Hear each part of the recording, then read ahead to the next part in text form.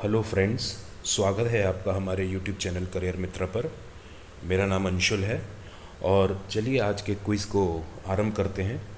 और उसको आरंभ करने से पहले मैं हमेशा की तरह आपको बताना चाहूँगा कि अगर आपको हमारा कंटेंट अच्छा लगता है तो हमारे पास एक बहुत ही अच्छा मटेरियल अवेलेबल है जिसका डिस्क्रिप्शन आप डिस्क्रिप्शन बॉक्स में जाके देख सकते हैं। और उसमें आपको 1000 MCQ क्वेश्चंस मिलेंगे और ये 1000 MCQ क्वेश्चंस की गारंटी ये है विद डिस्क्रिप्शन। ये नहीं कि सिर्फ वन लाइनर होगा, विद डिस्क्रिप्शन। और अगर आप उनको कंटेस्ट कर लेते हैं तो आपको किसी भी परीक्षा में, आने वाली किसी भी परीक्षा में, आपको किसी किताब को रिफ़र करने की ज़रूरत नहीं पड़ेगी। ठीक है, तो इसके लिए आप डिस्क्रिप्शन बॉक्स में जाके देख सकते हैं और टेलीग्राम के चैनल के थ्रू हमसे जुड़ भी सकते हैं। हमारा नंबर है 9027281376। इस पर आप कॉल भी कर सकते हैं।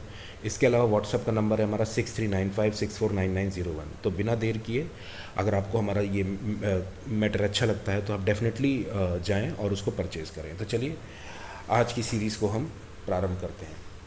आज का पहला क्वेश्चन है कि निम्नलिखित में से कौन सा एक भारतीय शाक्त दर्शन का भाग नहीं है। इसका है मीमांसा और वेदांत, न्याय और वैश्विक, लोकायत और कापालिक, और सांख्य और योग। तो इसका सही जवाब है लोकायत और कापालिक। आगे बढ़ते हैं। अद्वैत दर्शन के संस्थापक कौन हैं? शंकराचार्य, रामानुजाचार्य, माधवाचार्य या महात्मा गांधी। तो इसका सही जवाब होगा अद्वैत दर्शन के संस्थापक हैं शंकराचार्य जी। ठीक है, आगे बढ़ते हैं। निम्नलिखित में से कौन अद्वैत दर्शन के अनुसार किसके द्वारा मुक्ति प्राप्त किया जा सकता है? ज्ञान, कर्म, भक्ति, योग। तो इसका सही जवाब होगा अद्वैत वेदांत के अनुसार ज्ञान से मुक्ति को प्राप्त किया जा सकता है। ठीक है, आगे बढ़ते हैं। निम्न में से किसका संबंध वेदांत दर्शन के साथ नहीं है? शंकराचार्य, अभिनव गुप्त, रामानुज, माधव। तो देखिए, शंकराचार्य, रामानुज और माधव ये सब वेदांत दर्शन से जुड़े हैं, लेकिन अभिनव गुप्त जी वेदांत दर्शन से जुड़े नहीं हैं। अगला क्वेश्चन, पुलकेशिन द्वितीय का बादामी शिलालेख शक वर्ष 465 का दिनांकित है। यदि इसे विक्रम संवत में दिनांकित करना हो तो क्या साल होगा? 601, 300, 330, 407। तो देखिए, शक वर्ष 465 दिनांकित है, तो इसे विक्रम संवत में दिनांकित करना होगा तो वर्ष होगा 601। ठीक है, अपने प्रति ईमानदार रहें। क्वेश्चन देख के पहले खुद आंसर देखें, मैं बार बार बोलता हूँ, उसके बाद मेरा ऑप्शन आप देखें। चलिए आगे बढ़ते हैं बिना देर किए। पुराणों के अनुसार चंद्रवंशीय शासकों का मूल स्थान क्या था? काशी, अयोध्या, प्रतिष्ठानपुर या श्रावस्ती। तो देखिए, पुराणों के अनुसार जो चंद्रवंशीय थे उनका शासन का मूल स्थान था प्रतिष्ठानपुर। ठीक है, आगे बढ़ते हैं। नौकरी शासकों की राजधानी क्या थी? थानेश्वर, कन्नौज, पुरुषपुर या इनमें से कोई नहीं। तो इसका सही जवाब है नौकरी शासकों की राजधानी थी कन्नौज। आगे बढ़ते हैं।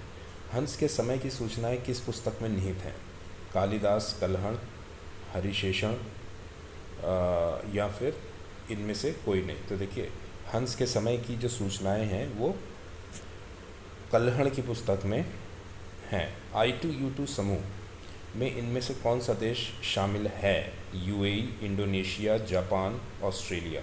तो I2U2 समूह में UAE शामिल है। और कौन कौन से देश शामिल हैं? अगर आपको पता है तो आप एक बार कमेंट बॉक्स में लिख के ज़रूर बताएं। आगे बढ़ते हैं। हर्षचरित नामक पुस्तक किसने लिखी थी? आर्यभट्ट, बाणभट्ट, विष्णुगुप्त या परिमल गुप्त। तो हर्षचरित लिखी थी, ये आपको पता होना चाहिए, बाणभट्ट ने। ठीक है, आगे बढ़ते हैं। हर्ष के साम्राज्य की राजधानी क्या थी? कन्नौज थी, पाटलिपुत्र थी, प्रयाग थी, थानेश्वर थी। तो हर्ष के समय के साम्राज्य की राजधानी थी कन्नौज। आगे बढ़ते हैं।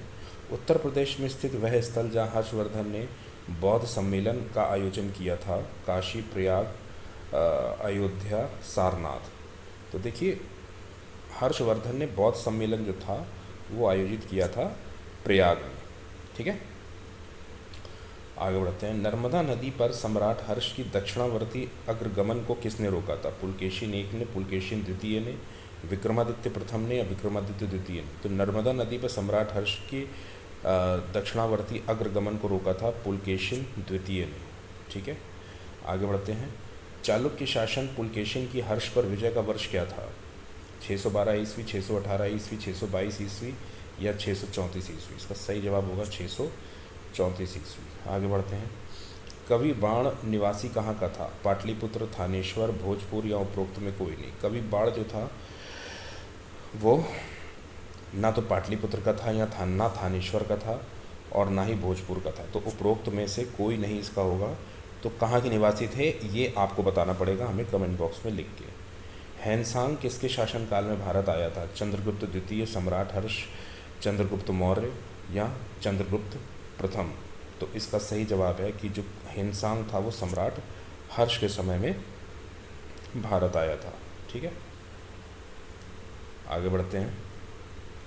कौशेय शब्द का प्रयोग किया गया है कपास के लिए, सन के लिए, रेशम के लिए या ऊन के लिए? तो कौशेय शब्द का जो प्रयोग किया गया है एक्चुअल में वो रेशम के लिए किया गया है। ठीक है, अगला क्वेश्चन।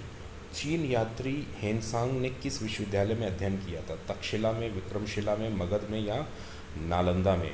तो देखिए, हैनसांग ने जो अध्ययन किया था वो किया था कहाँ पे? नालंदा में। ठीक है। सीयूकी नामक यात्रा विवरण निम्नलिखित में से किससे जुड़ा है? फाहियान से, अल्बरूनी से, मेगास्थनीज से या हैनसांग से? तो इसका सही जवाब होगा जो सीयूकी यात्रा जो थी इसका विवरण हैनसांग ने दिया है, तो ये हैनसांग से संबंधित है। नालंदा विश्वविद्यालय के विनाश का क्या कारण था? मुसलमान, कुषाण, मुगल या सीथियंस? इसका सही जवाब है मुसलमान। ठीक है, आगे बढ़ते हैं। भारत में सबसे प्राचीन विहार कौन सा है? नालंदा, उदंतपुरी, विक्रमशिला या भाजा? तो इसका सही जवाब होगा नालंदा। ठीक है, आगे बढ़ते हैं। गुप्तोत्तर युग में प्रमुख व्यापारिक केंद्र था कन्नौज, उज्जैन, धार, देवगिरी?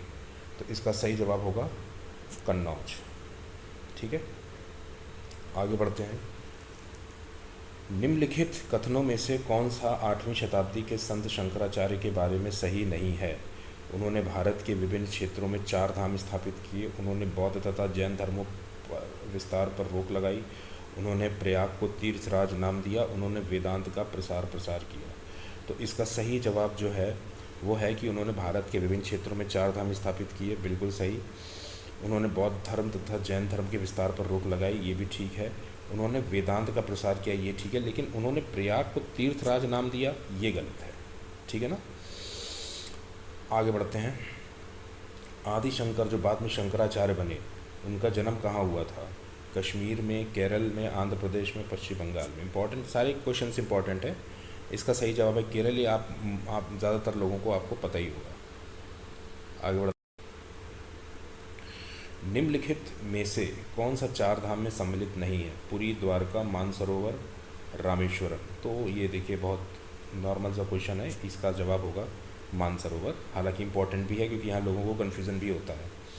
आगे बढ़ते हैं। निम्नलिखित जोड़ों में से कौन सा जोड़ा सुमेलित नहीं है? रवि कीर्ति, पुलकेशिन, भवभूति, कन्नौज के यशोवर्मन, हरिशेण, हर्ष, दंडी, नरसिंह वर्मन?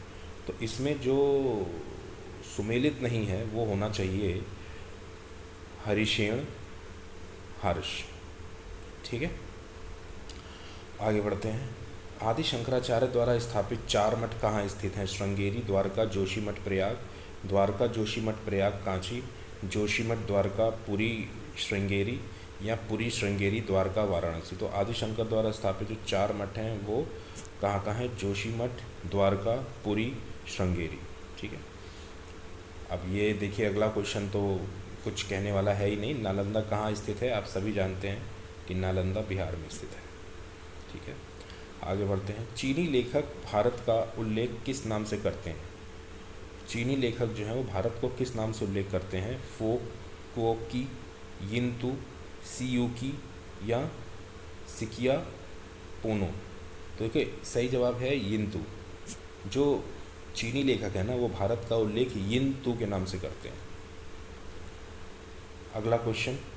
आज भी भारत में हुए हैनसांग को याद करने का मुख्य कारण क्या है? हर्ष के प्रति सम्मान, नालंदा में अध्ययन, बौद्ध धर्म में आस्था या सी यू की रचना।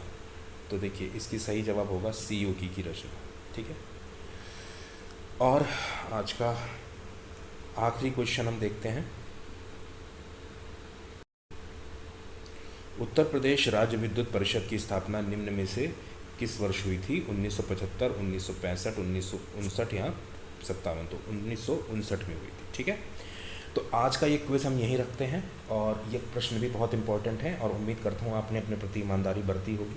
तो इसी तरह से सारे प्रश्नों का रिवाइज करते रहें और खूब स्वाध्याय करें और अपनी सेहत का ध्यान रखें। और इसके साथ ही साथ जैसा कि मैंने आपको बताया कि 1000 क्वेश्चन के PDF के रिगार्डिंग, तो आप डिस्क्रिप्शन बॉक्स में जाके एक बार ज़रूर देखें।